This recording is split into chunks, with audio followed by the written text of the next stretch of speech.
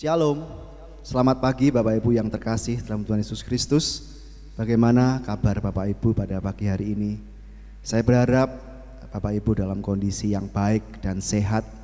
Walaupun kita saat ini masih belum dapat beribadah bersama di gereja, tapi biarlah tidak mengurangi sukacita kita untuk datang kepada Tuhan. Kita mau memuji Dia, kita mau menyembah Dia. Satu hal yang kurindu, untuk tetap diam di baitnya.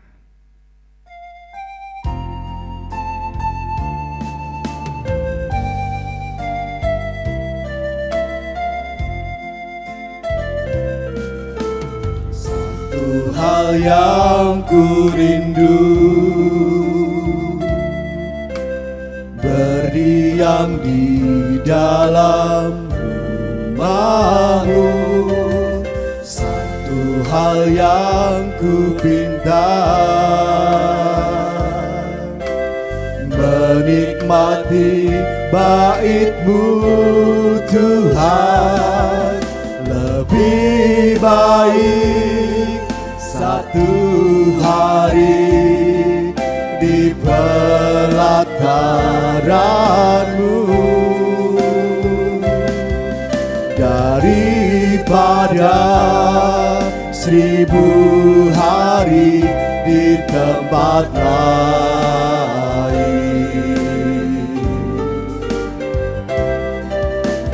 Memuji-Mu, menyembah-Mu, Kau Allah yang hidup, dan menikmati semua kemurahan-Mu.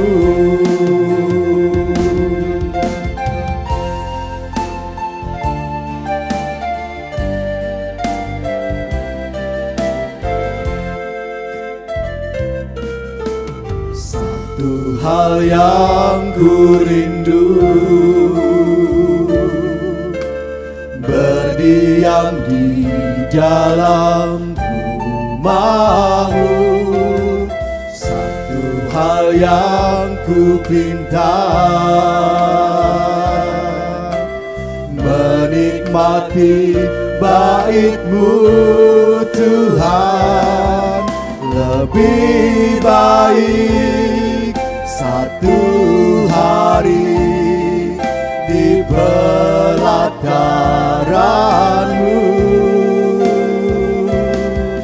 daripada 1000 hari di tempat lain.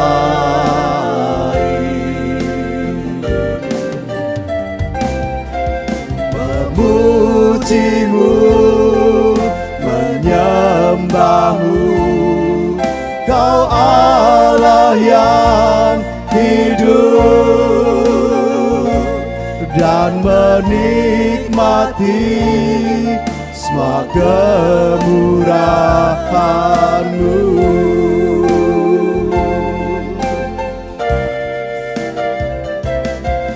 Lebih baik satu hari di pelataran-Mu daripada 1000 hari di tempat lain.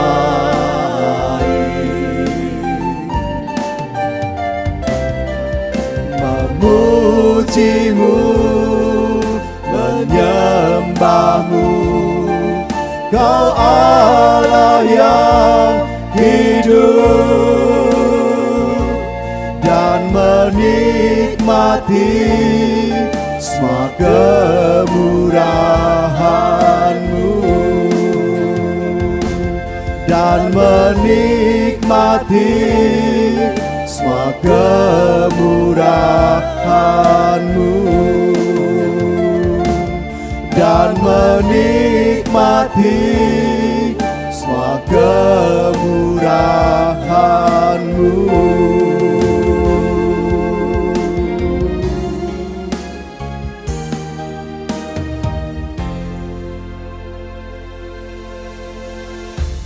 Bapak Ibu yang terkasih, sungguh kita bersyukur kita punya Tuhan yang luar biasa di dalam kehidupan kita. Tuhan yang terus memelihara kita. Bapak Ibu, walaupun saat ini kondisi sedang tidak baik, tetapi biarlah kita tetap bersukacita di dalam terus mengikuti Dia. Siapakah aku ini Tuhan, menjadi biji matamu. Biarlah pada pujian yang sebentar akan kita naikkan, kita boleh menaikkan syukur kita kepada Tuhan. Dengan apakah kita membalas kebaikan Tuhan selain kita memuji dan menyembah Dia.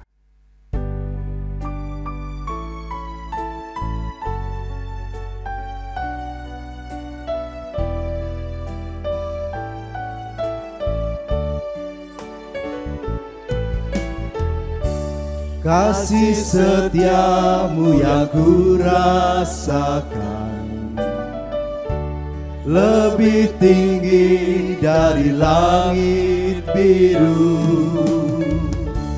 Kebaikanmu yang telah kau nyatakan lebih dalam dari lautan.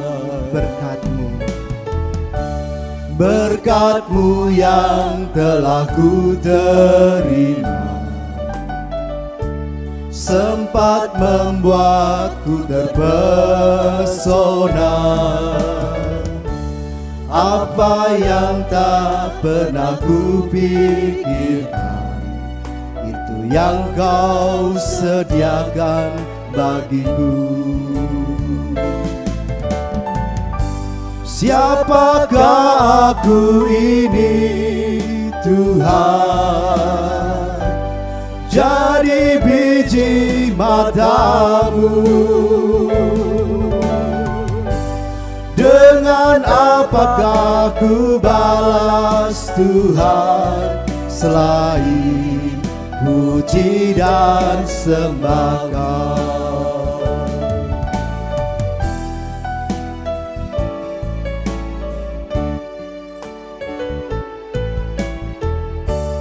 Kasih setiamu yang ku rasakan lebih tinggi dari langit biru.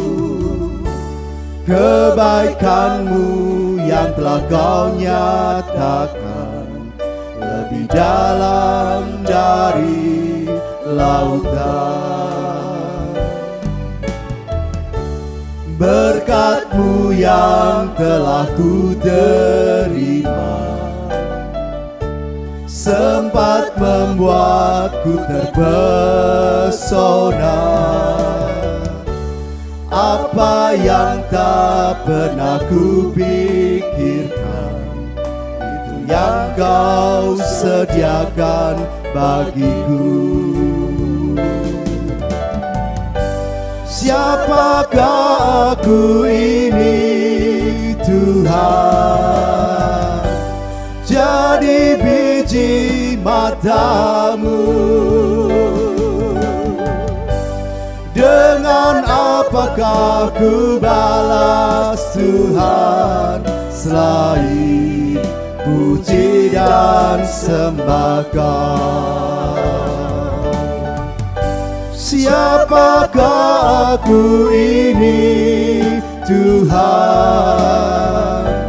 jadi biji mata-Mu. Dengan apakah ku balas Tuhan, selain puji dan sembah Kau. Selain puji dan sembah Kau, selain puji dan sembah Kau.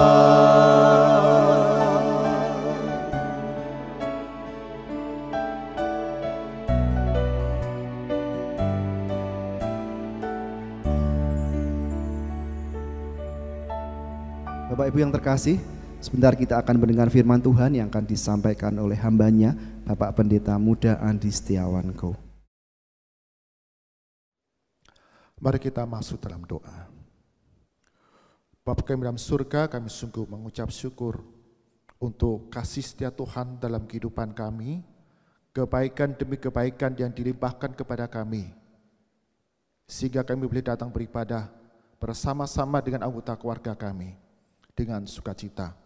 Di tengah segala pergumulan kami, di tengah segala kesulitan yang kami hadapi, tapi pemeliharaan Tuhan begitu nyata sehingga kami boleh merasakan sukacita di dalam ibadah kami pagi hari ini. Berkati untuk firman Tuhan yang akan kami dengar, yang akan kami baca, yang kami renungkan, boleh menjadi satu penuntun jalan kehidupan kami sebagai anak-anak Tuhan. Di dalam nama Tuhan Yesus kami berdoa. Amin. Selamat pagi Bapak Ibu dan saudara-saudara terkasih Jemaat GKMI Kenari Kudus. Hari ini kita mengucap syukur oleh anugerah Tuhan, kita memasuki bulan yang baru, bulan Mei 2020, yang menurut kalender Sinode GKMI adalah bulan misi. Bulan di mana kita akan belajar tentang kebenaran firman Tuhan, akan kasih Allah bagi manusia yang berdosa. Bagaimana kita orang-orang percaya yang sudah diselamatkan, kita dipanggil untuk memberitakan Injil keselamatan. Kiranya ibadah kita pada pagi hari ini senantiasa membuat hati kita menyadari betapa besar anugerah Tuhan di dalam kehidupan kita. Hari ini firman Tuhan yang menjadi perenungan kita diambil dari Injil Lukas pasal ke-12 ayat ke-13 hingga ke-21. Dan tema perenungan kita pada pagi hari ini yaitu berharga di mata Tuhan. Berharga di mata Tuhan. Saya akan membacakan bagian firman Tuhan di dalam Injil Lukas pasal 12 ayat ke-13 hingga ke-21. LAI memberikan judul di sana orang kaya yang bodoh. Demikian firman Tuhan. Seorang dari orang banyak itu berkata kepada Yesus, "Guru, katakanlah kepada saudaraku supaya ia berbagi warisan dengan aku." Tetapi Yesus berkata kepadanya, "Saudara, siapakah yang telah mengangkat aku menjadi hakim atau pengantara atas kamu?"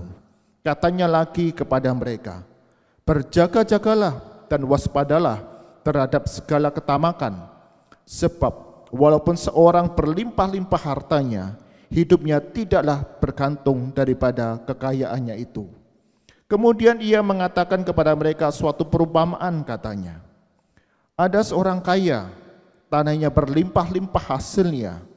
Ia bertanya dalam hatinya, apakah yang harus aku perbuat? Sebab aku tidak mempunyai tempat di mana aku dapat menyimpan hasil tanahku." Lalu katanya, "Inilah yang akan aku perbuat.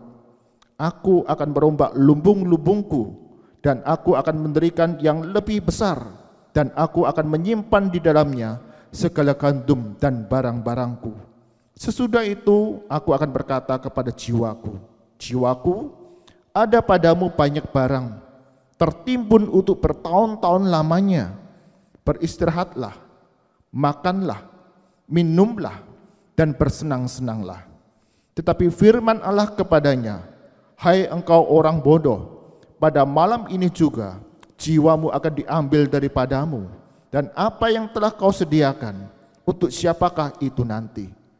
Demikianlah jadinya dengan orang yang mengumpulkan harta bagi dirinya sendiri, jikalau ia tidak kaya di hadapan Allah.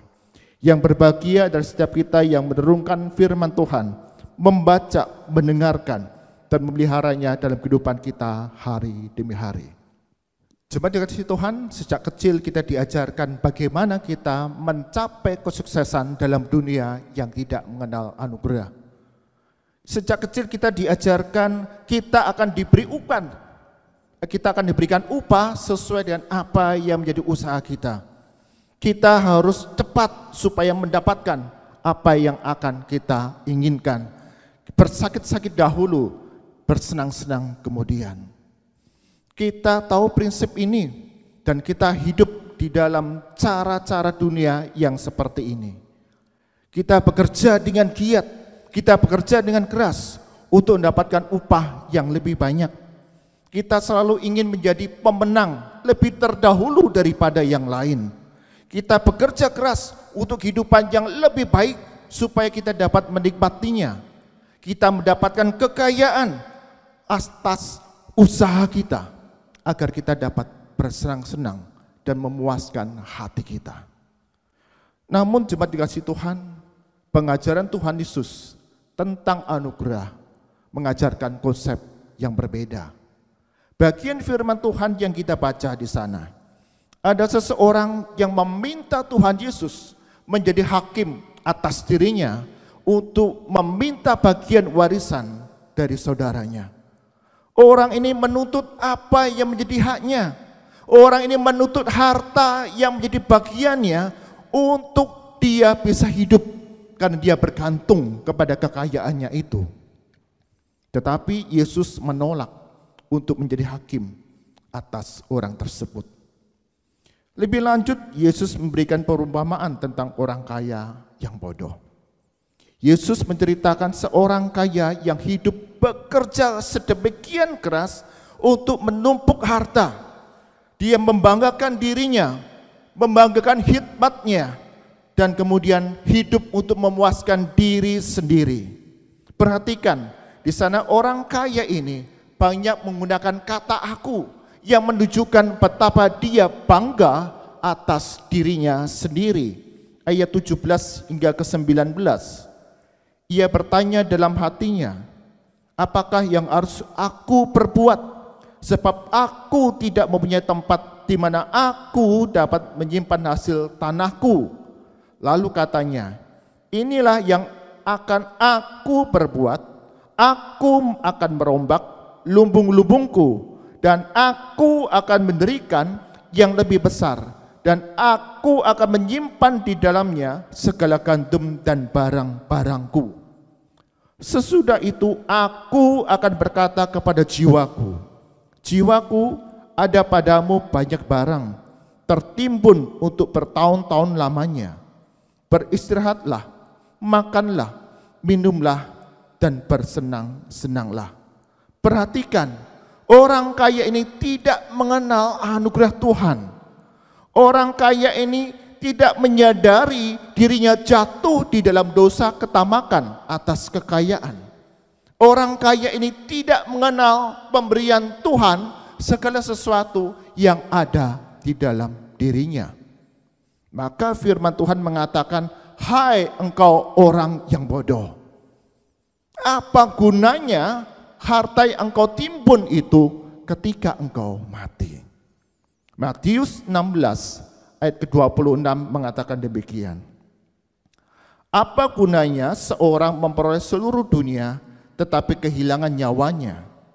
Dan apakah yang dapat diberikannya sebagai ganti nyawanya? Ya, harta tidak bisa membantu kita untuk mencapai kehidupan kekal. Harta tidak berguna ketika manusia sudah meninggal. Jemaat yang dikasihi Tuhan, kalau manusia bisa menganggap benda mati atau materi sebegitu berharganya sampai kita berjuang untuk memperolehnya, terlebih lagi Allah kita yang di surga, Dia memandang kita manusia ciptaannya sungguh berharga di matanya. Dia menciptakan kita menurut gambar dan rupa Allah. Dia menenun kita sejak di dalam kandungan ibu kita. Tuhan mengenal jalan-jalan di mana kita akan lewati dalam kehidupan ini. Dia sudah mengenal jalan hidup kita sebelum kita dilahirkan. Bahkan melayakkan kita untuk dapat menikmati hari demi hari. Paulus mengatakan, sebab kita tidak membawa sesuatu apa ke dalam dunia, dan kita pun tidak dapat membawa apa-apa keluar. Segala sesuatu yang kita miliki, segala sesuatu yang ada dalam diri kita, semua adalah pemberian dari Tuhan. Ketika kita merenungkan betapa anugerah Tuhan ini besar dalam kehidupan kita, maka kita harus sadar sepenuhnya untuk meninggalkan cara-cara dunia yang hanya berfokus, memburu, berjuang kepada harta yang bersifat sementara. Karena Injil keselamatan mengajarkan kepada kita bahwa kita menerima apa yang tidak layak kita dapatkan. Kita layak dihukum atas dosa kita, tetapi kita memperoleh pengampunan. Kita layak dimurkai Allah, tetapi kita dikasihi oleh Allah. Kita layak menerima kebinasaan karena belenggu dosa, tetapi kita dibebaskan, diselamatkan oleh darah Yesus Kristus. Beberapa hari ini viral di media sosial tentang kematian seorang miliarder, Antonio Vieira Monteiro, seorang presiden direktur dari Bank Santander di Portugal. Dia meninggal karena COVID-19 sepulang dari Italia. Sang putri menuliskan demikian di media sosialnya. Kami keluarga kaya raya, tetapi ayahku meninggal seorang diri. Dia sulit bernafas, seperti tercekik untuk mencari udara segar yang diberikan secara gratis oleh Tuhan. Harta tidak bisa membantu. Harta akan ditinggalkan ketika seseorang meninggal. Betapa sia-sianya hidup manusia. Tetapi firman Tuhan mengingatkan kepada kita bahwa kita begitu berharga di mata Tuhan. Sampai-sampai pencipta alam semesta ini, Dia merelakan anaknya yang tunggal, Yesus Kristus, turun ke bumi untuk mencari kita, manusia yang berdosa. Bahkan rela mati di atas kayu salib bagi penebusan dosa-dosa kita. Kita yang senantiasa berjuang untuk mendapatkan apa menjadi keinginan kita. Kita berjuang untuk mendapatkan harta bagi kebahagiaan diri kita, kesuksesan kita. Tapi semua itu akan berakhir dengan sia-sia. Tapi puji Tuhan, kita punya Allah yang mengasihi kita sedemikian rupa, sehingga Dia datang mencari kita melalui Yesus Kristus. Menjangkau kita, mendapatkan kita. Seperti sukacita gembala yang menemukan dombanya yang terhilang. Seperti wanita yang menemukan kembali dirhamnya yang hilang. Dan kemudian memanggil sahabat dan tetangganya untuk bersukacita bersama. Demikianlah sukacita meliputi surga ketika Tuhan mendapatkan kita kembali dalam pelukannya. Percayalah dan ketahuilah, terlepas apapun yang kamu rasakan tentang dirimu, betapa jahatnya dirimu, tidak berharganya dirimu, tidak sempurnanya dirimu, seburuk apapun dirimu, Allah mengasihimu. Engkau berharga di mata Tuhan, dan Tuhan rindu engkau kembali ke dalam pelukannya. Anugerah Tuhan itu selalu dicurahkan, selalu diberikan kepada setiap kita, manusia yang berdosa. Datanglah kepada Yesus Kristus, anaknya yang tunggal, yang sudah turun ke dalam dunia, bagi penebusan manusia yang berdosa, agar jiwamu boleh kembali kepada Tuhan. Dan sukacita Tuhan itu selalu ada di dalam kehidupanmu. Apapun yang menjadi kesulitanmu, apapun jadi penderitaanmu, apapun yang engkau alami sepanjang kehidupan ini, Tuhan pimpin hidupmu, karena engkau berharga di mata Tuhan. Amin. Kiranya firman Tuhan pagi hari ini mengingatkan kita kembali, hidupmu sungguh berharga di mata Tuhan. Di masa-masa yang sulit ini, yang penuh dengan pergumulan ini, kita disadarkan harta tak sanggup untuk membantu kita. Anugerah Allah lah yang menolong, membantu, dan memulihkan kita. Mari kita berdoa.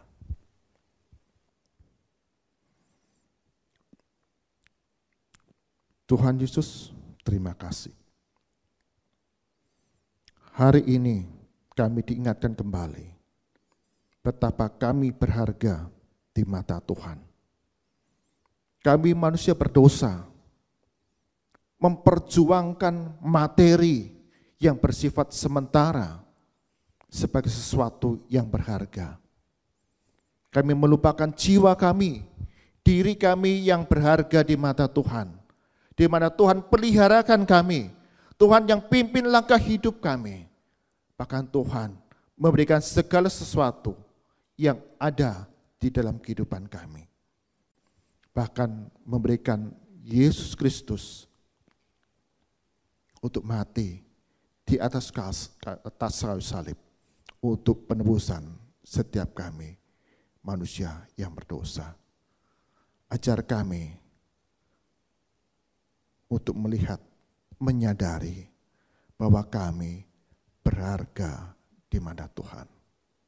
Apapun yang kami rasakan, apapun pandangan orang lain kepada diri kami, kami boleh melihat Allah memandang kami berharga di matanya dan pelihara setiap kami. Kami berdoa bagi keluarga-keluarga Jemaat GKM Kenari. Engkau berkati kami semua di dalam segala pergumulan yang kami alami saat ini.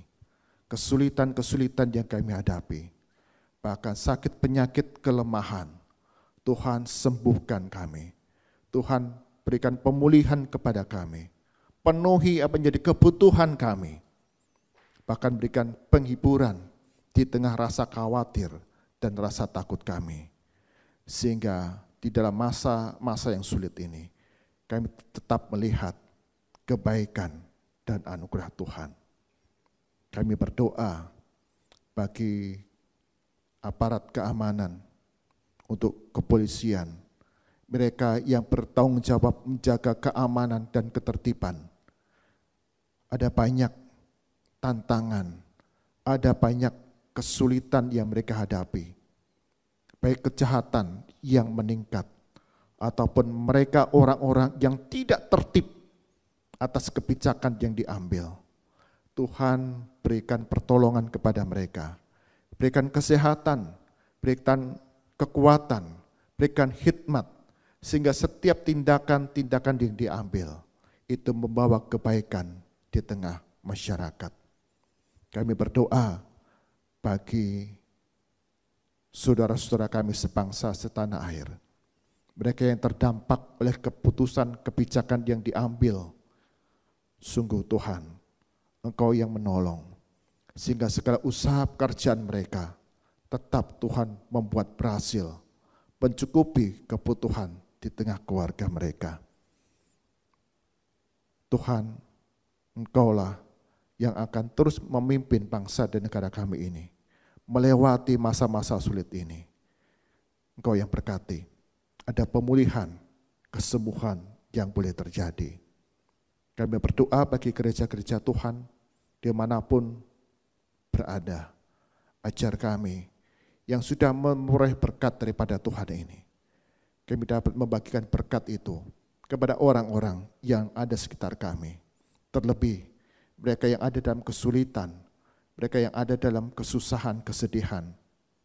Tuhan, tolong kami untuk bersaksi bagi kemuliaan nama Tuhan. Kami berdoa di dalam nama Tuhan kami Yesus Kristus yang mengajarkan kami berdoa. Bapa kami yang di surga, dikuduskanlah namamu, datanglah kerajaanmu, jadilah kehendak-mu di bumi seperti di surga.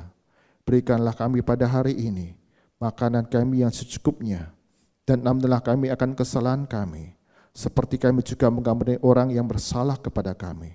Dan janganlah membawa kami dalam pencobaan, tetapi lepaskanlah kami daripada yang jahat. Karena Engkaulah yang punya kerajaan dan kuasa dan kemuliaan sampai selama-lamanya. Amin. Bapak Ibu yang terkasih, kita sungguh bersyukur kita telah mendengar firman Tuhan pada pagi hari ini. Biarlah firman Tuhan yang disampaikan boleh menguatkan setiap kita Bapak Ibu. Di tengah kondisi yang susah ini, di tengah kondisi yang sulit, kita tetap terus berharap kepada Tuhan. Tuhan yang terus menolong di dalam setiap langkah kehidupan kita. Kita bersyukur kita punya Bapa yang luar biasa, kasih-Nya yang sungguh besar kepada setiap kita. Kasih yang sempurna yang telah diberikan kepada setiap kita.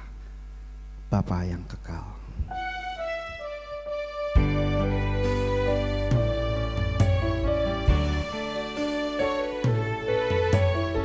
Kasih yang sempurna telah ku terima darimu, bukan karena kebaikanku, hanya oleh kasih karunia-Mu. Kau pulihkan aku, layakkanku untuk dapat memanggil-Mu. Bapa, Kau beri yang ku minta, saat ku mencari, ku mendapatkan. Ku ketuk pintu-Mu dan Kau bukakan, sebab Kau Bapa-Ku, Bapa yang kekal. Takkan Kau biarkan aku melangkah hanya sendirian. Kau selalu ada bagiku, sebab Kau Bapa-Ku, Bapa yang kekal.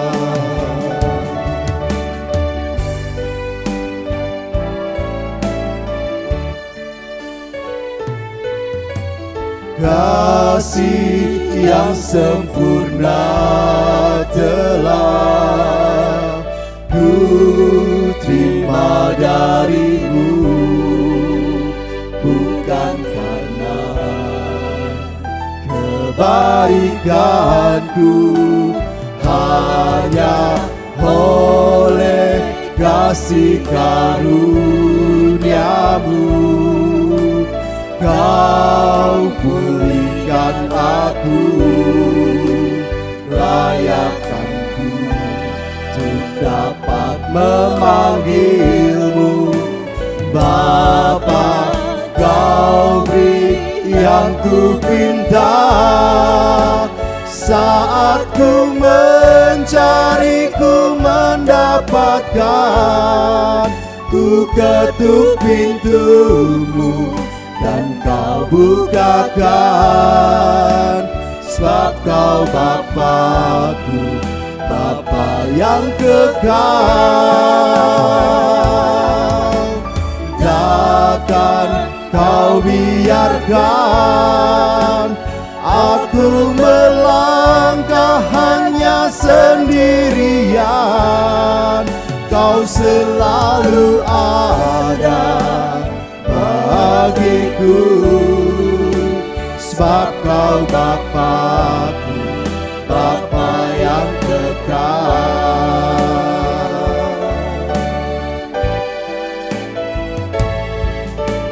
Kau beri yang ku pinta, saat ku mencari, ku mendapatkan.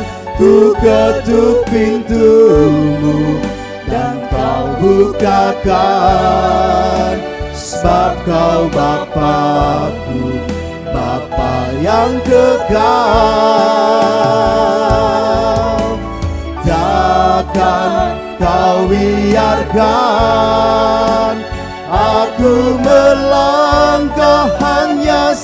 sendirian, Kau selalu ada bagiku, sebab Kau Bapa-Ku, Bapa yang kekal.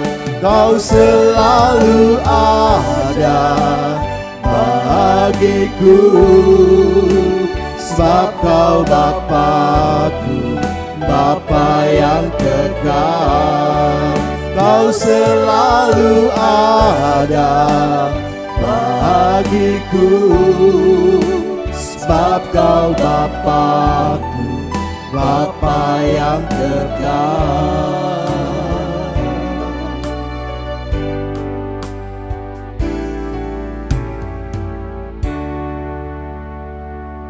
Saya mengundang Bapak, Ibu, dan saudara-saudara kasih, mari kita bangkit berdiri.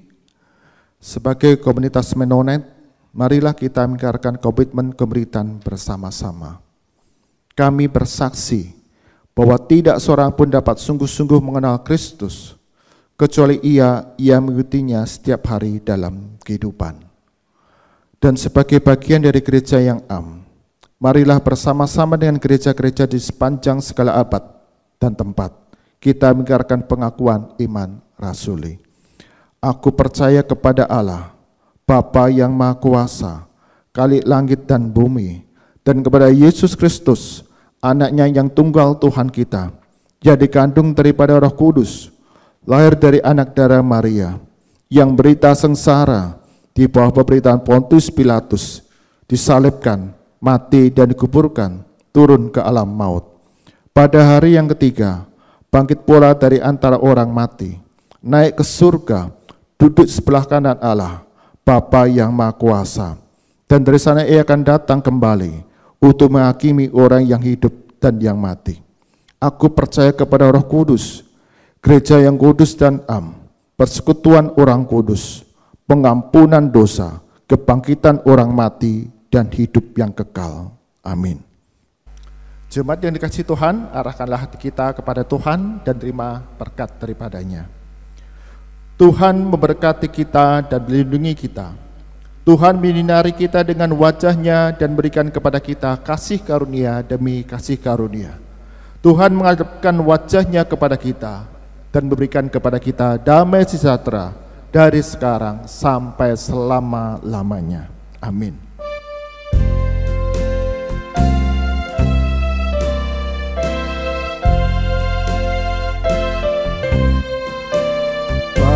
Bapa, terima kasih. Bapa, terima kasih. Bapa di dalam surga, ku berterima kasih.